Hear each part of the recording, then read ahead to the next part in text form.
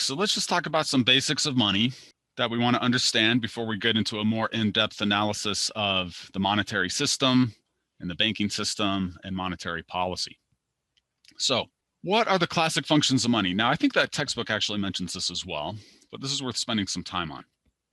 There's three: means of exchange, unit of account, and store of value. So these are kind of also in order of importance, and really the second two kind of emerge from the first one. So I'll spend more time on the first item here. If you understand the first item here, I think the second and third really just follow naturally. So let's get into depth on this concept of the money as a means of indirect exchange. Money provides for indirect exchange. That means you exchange one thing for a second thing. The only reason you want the second thing is so you can exchange it for a third thing. Well, why wouldn't you just exchange the thing you have for the thing you want? That's direct exchange. And by the way, what's another word for that? Okay, so that's barter. Why not just trade the thing you got for the thing you want? Why add an extra step? Why add the extra hassle of this intermediate good?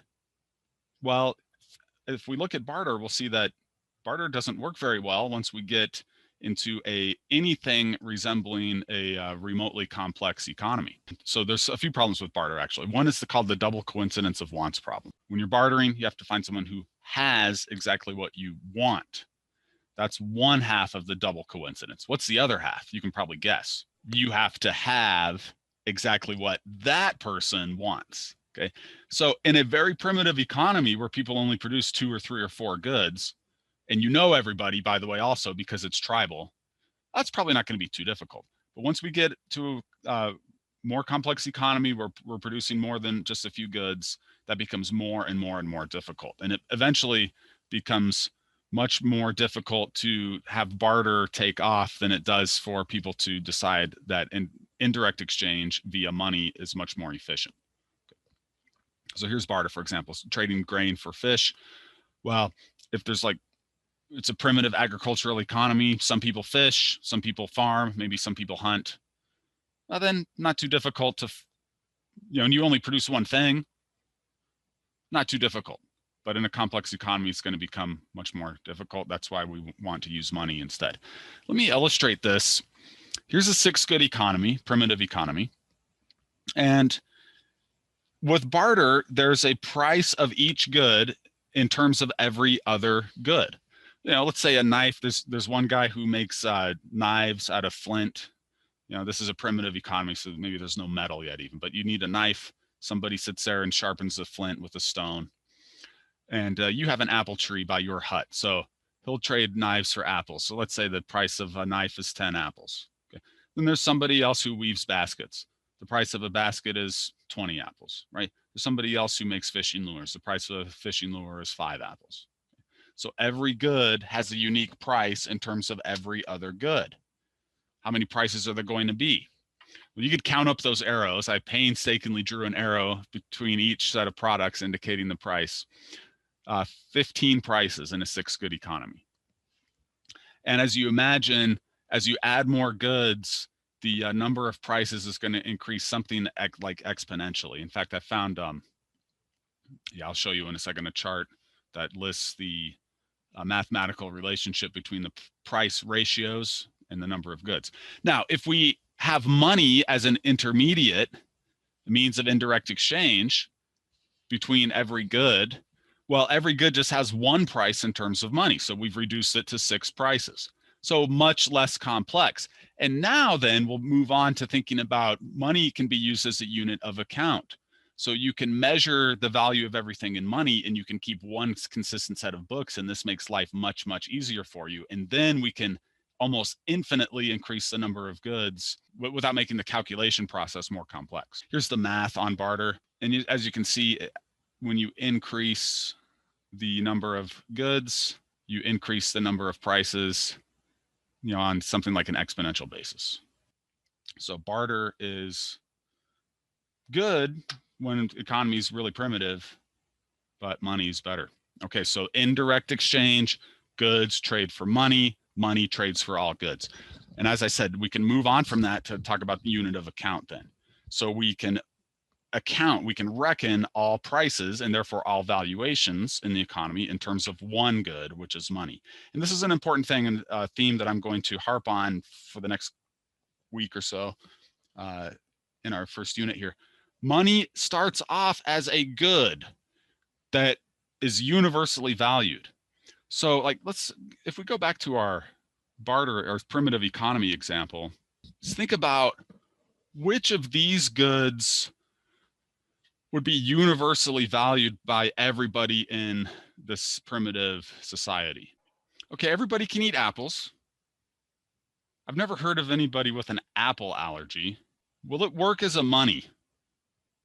So in other words, instead of trading apples for meat or apples for nuts or apples for baskets, we just trade everything for apples and then buy everything with apples. Even if everybody likes apples and it's a good food product, they're perishable, so you can't store them. You can store them for a while, but you can't store them very long. So which good here might be a better candidate to become the universal good that's the denominator of all transactions, and it becomes our money good? I'm thinking knives too. You can use them to skin your deer.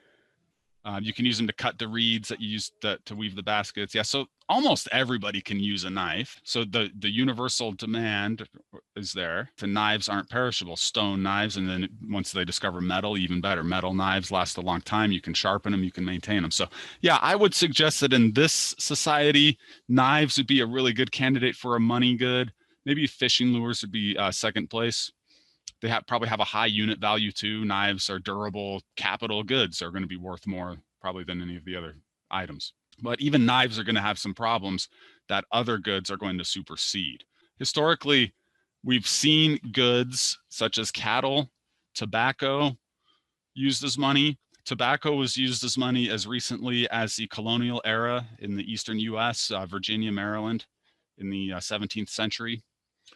What's the problem with tobacco? Well, that's largely the same problem as with apples, which is what? Perishable. Now, one interesting way around that was that instead of just hauling barrels of tobacco to make transactions, they developed a concept called warehouse receipts. So you didn't have to actually trade the tobacco. You could trade warehouse receipts, which then you could take down to the warehouse and get a barrel of fresh tobacco. The problem was that farmers would they would sell their best tobacco for cash and then take their crummiest tobacco down to the warehouse to be stored for the money. So we had a phenomenon called Gresham's Law to kick in there, which I'll talk about later on. Cattle are universally valued in primitive society because cows are a wonder animal. They give meat, milk, and leather. So who can't use at least one of those? Problem with cattle, you could talk about the perishability aspect. They're going to be more durable than apples or tobacco. And of course, you can reproduce them. There's a lot of work in that. But yeah, hard to transfer, especially if you're buying something valuable. You need to haul some cattle from point A to point B. I guess for a very localized economy that works. But if you're talking about long distance trades, that's going to be difficult. Another issue with cattle is illustrated in this humorous comic strip here. What's this guy's problem? Yeah, I guess he's at like a bar or an inn or something, and he's trying to just buy a drink. Well, I'm imagining that one drink is priced at something like 1/1000th of a cow. So you're either going to buy a 1,000 drinks or cut that cow into 1,000 pieces.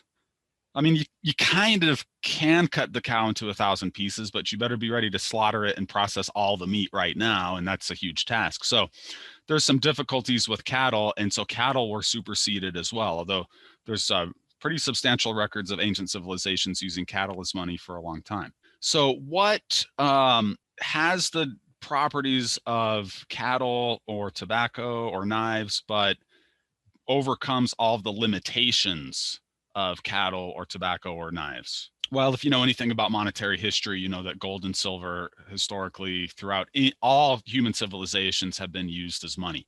Okay, so silver and or gold were quickly settled upon, or I should say arrived at. It's not like anybody chose this.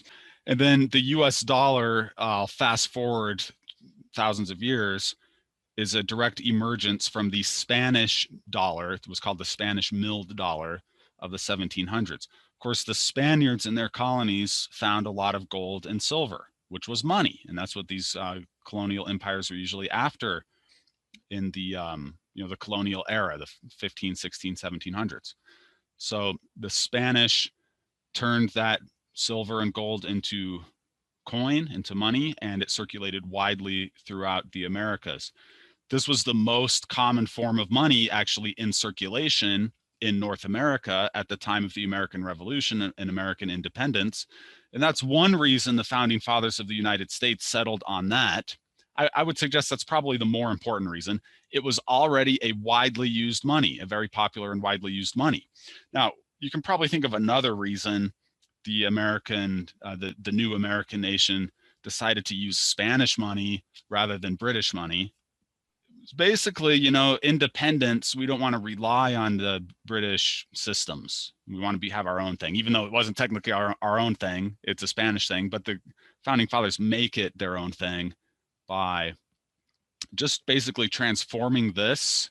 So here's a Spanish milled dollar from the mid 1700s. This would be the kind of coin that would be very common during the colonial and then, early American independence period. And these are a very high quality coin. I could tell you more about the reason these coins were trusted the world over. One reason is because they had this milling or this kind of pattern around the edge. Why is that important? You'll notice this coin is perfectly round, and if you turn it on its edge, you notice it has a little like pattern of ridges all around there. Yeah, so you could shave a little bit of silver off of each coin, and if you did just a little bit, people might not notice and they might accept that coin for its full monetary value.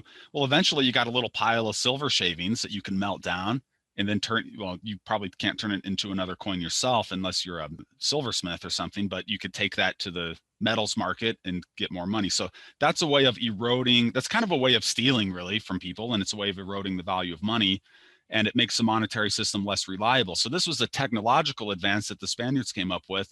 You can instantly look at that coin and see if that pattern's gone. Well, that coin has been shaved, so you have to discount it. So maybe it's worth 95% of its nominal value or face value rather than the full face value.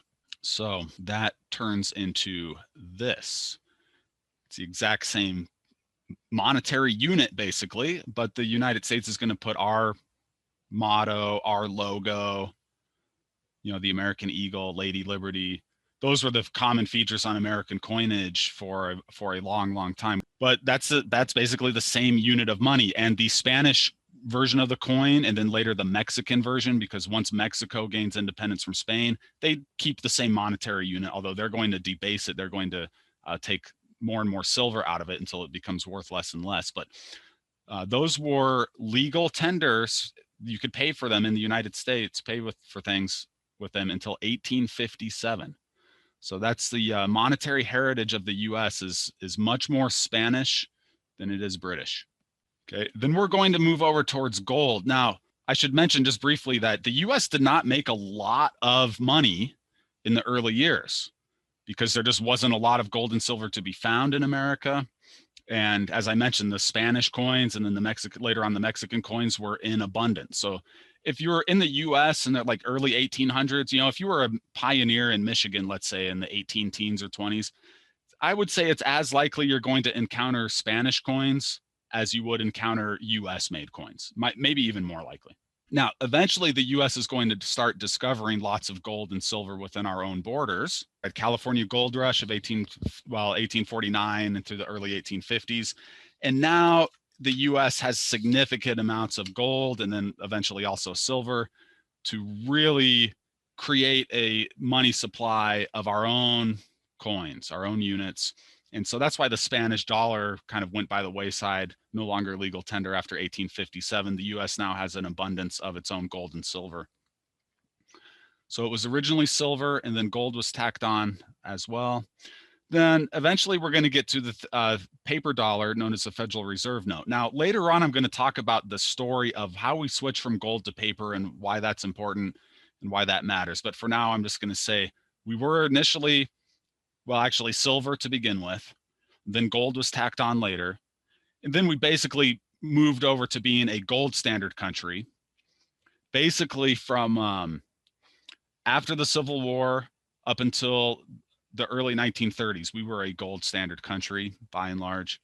And then from the 1930s up until the 1970s, we do a gradual switch over to pure paper money. And from 1971 till now, we have been a pure paper money country. Why and wherefore of all that, we'll talk about later on. So let's come back to our final element here of the uses of money. So we had means of indirect exchange, we had unit of account, and now we have store of value and means of deferred payment. So when you have a standard monetary unit, and for the US, it was 371.25 grains of silver was what was defined as a dollar. And then later on, it was, I think it was 24.75 grains of gold. Then you have a unit that is set, and everybody knows what a dollar is, and you have a stable basis for your monetary system, and you can expand economic transactions on that basis. Okay, over space, it's very easy to make payments with gold coin over a large distance. Well, for two reasons. One is that gold has a high unit value.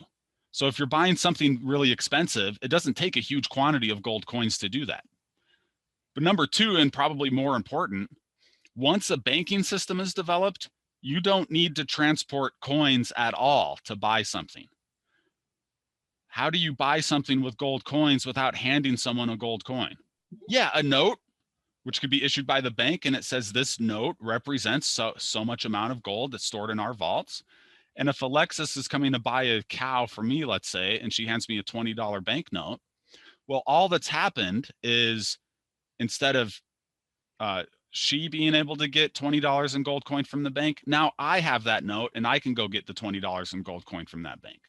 But I'll probably, if I trust the bank, there's no need for me to take that note to the bank and get the coin. I can just give the note to someone else. So the gold coins themselves can just sit in bank vaults being money, and we can use claims on those coins, which are known as fiduciary media, to accomplish all of our transactions. We can also use checks. Okay, I don't know if any of you actually write checks anymore. I write a few checks. Checks are still kind of useful for me for one reason. When I go for one of my small businesses I run, I go to buy supplies for it, and my main supplier charges a 3% credit card processing fee. And so I say, can I write you a check? Yeah, and then they don't upcharge me. So it's actually worth me writing out a check. I'm buying $200 or $300 worth of stuff at a time. It's going to save me some money over time. So one reason checks may never die, actually. But that's the same thing when you're writing the check. When I'm writing a check, I'm transferring money to someone, and that money can stay in the bank vault, but that other person now owns that money. All right. So that's how we can expand easily at low cost, expand transactions over space. And then we can also expand transactions over time through credit. And that's going to be the foundation of the banking system. And there's going to be a kind of complex relationship between banks and money. So in order to understand the entire monetary system of a country, we actually have to understand the banking system, at least at kind of a high level. But credit is very important because it allows for more economic growth and development. Where do a lot of businesses get their money that they use to acquire the assets? They can start up their business and grow and expand. Loans from the bank. Now, you might look at, say, historically, that was more important at one point in history than it is now. There's certainly other sources of capital and financing for businesses than banks, but banking, and we want to view banking very broadly. Financial intermediation is a term we'll use, because there's many entities that do the same thing banks do. They just don't use the exact same business model. So some form of banking or financial intermediation is going to be very important to facilitate economic growth. All right, and then we can talk about liquidity. Money is the most liquid asset. If you've ever taken accounting, which I imagine some of you have, or finance classes, which I also imagine many of you have, you know that liquidity, converting something into cash. Well, money is cash, right? So money is like as liquid can be. So money is also sometimes called liquidity, right? If you just have money in the bank, sometimes people say you have liquidity. Or if you have assets that are very easily, like you can instantaneously convert them into cash, not currency necessarily, but bank account, checking account money.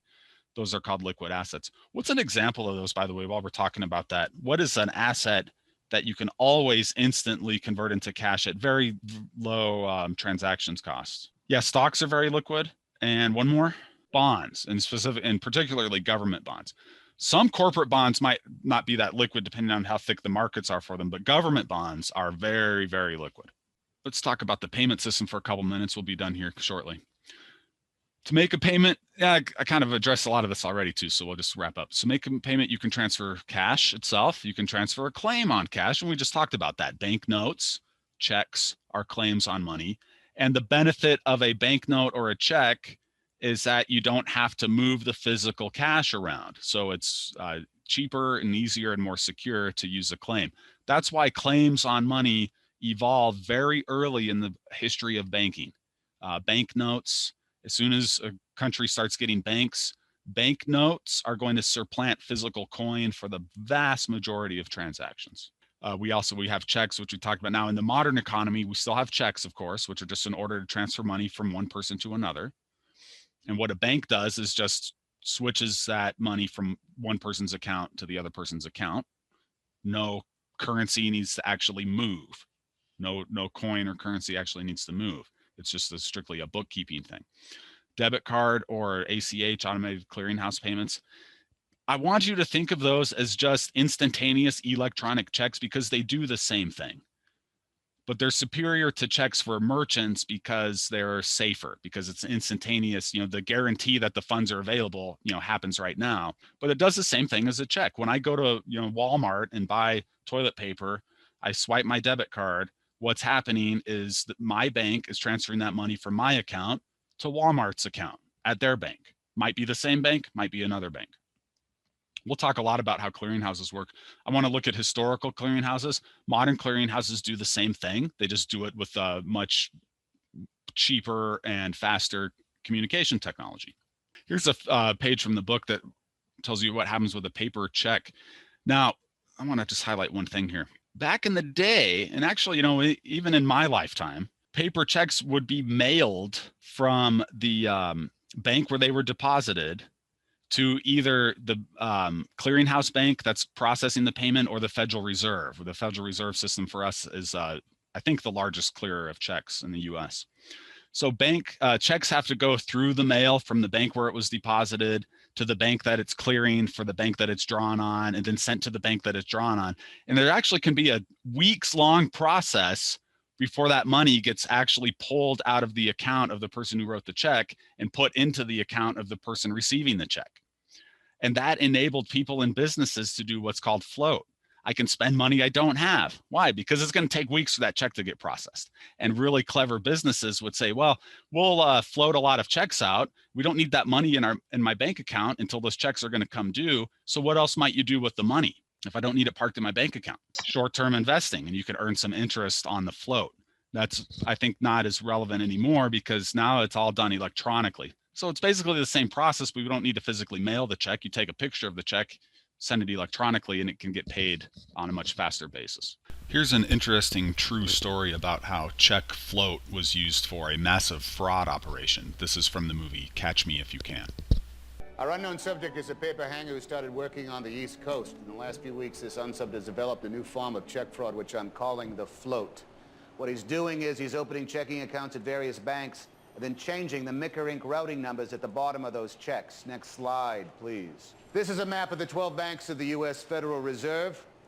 Slide. Micker scanners at every bank read these numbers at the bottom of a check. Slide. And then ship that check off to its corresponding branch. Carl, for those of us who are unfamiliar with bank fraud, you mind telling us what the hell you're talking about? The East Coast branches are numbered 01 to 06. The central branch is 07, 08, so on and so forth. You mean those numbers on the bottom of a check actually mean something? All of this was in the report I filed 2 days ago. If you change a 02 to a 12, that means that check, which was cashed in New York, does not go to the New York Federal Branch, but it is rerouted all the way to the San Francisco Federal Branch. The bank doesn't even know the check is bounced for 2 weeks, which means our unsub can stay in one place paper the same city over and over again while his checks circle the country. So there's the technical details of that if you're interested. I think we all understand what's going on. Advanced economies run on indirect exchange, and indirect exchange requires money.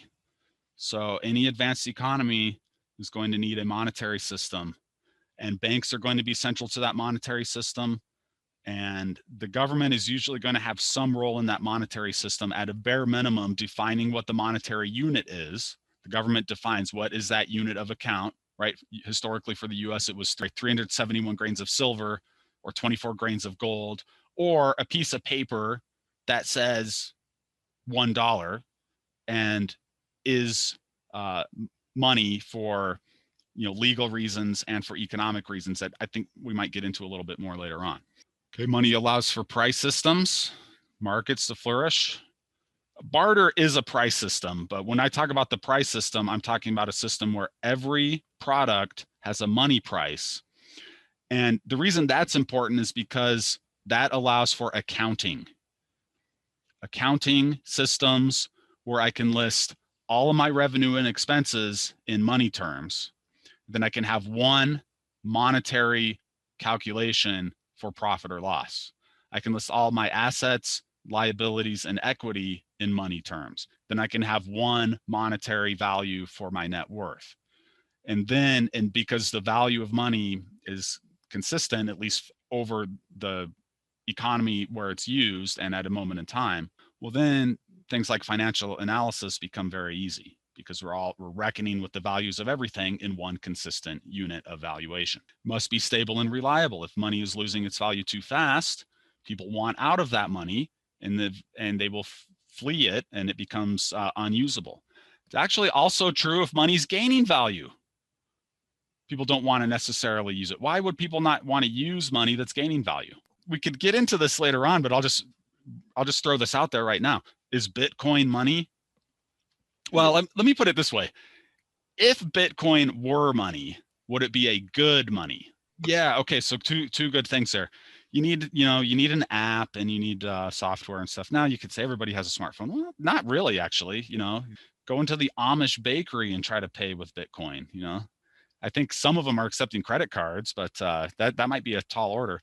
But I think, Alexis, you mentioned that it's too volatile, right? It can be going up in value, or it might be going down in value. Well, I need something that's pretty stable. And despite, I'll complain about inflation later on, but on a relative basis, our good old Federal Reserve note here is pretty stable. Yeah, it's losing value, but it's actually losing value at a pretty stable and consistent rate too. 1.5%, 2% per year.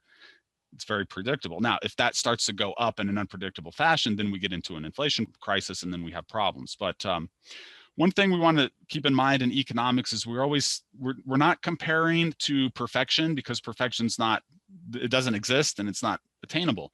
We're comparing to what the relevant alternatives are. And if you look at the international monetary realm, the dollar has historically been pretty darn stable. There's definitely been episodes of instability. We'll talk about some of those, but the dollar is relatively stable and relatively reliable, at least for now. If the dollar does go into instability, too much inflation, or for that matter, too much deflation, well, then people might decide to settle on another currency. It's going to be a huge switching cost there, though, because the dollar is the world's most prominent currency. All right, and then finally, we talked about how financial markets, financial intermediaries, banks, and other financial institutions allow for money to be pooled and used for businesses to acquire capital and grow. And that allows what economists call finance-led growth. Economies that have a stable and reliable monetary system usually can develop financial institutions easier, and therefore businesses get access to loans and other forms of financing, and have more business formation, more capital, more investment, and more growth in the long run, right? So that happens through banks and also securities markets. We'll talk a lot more about the role of banks here as we go forward. Okay, so there's the basics of money: means of exchange, unit of account, store of value, right? Some very basic facts that we will build on as we go forward.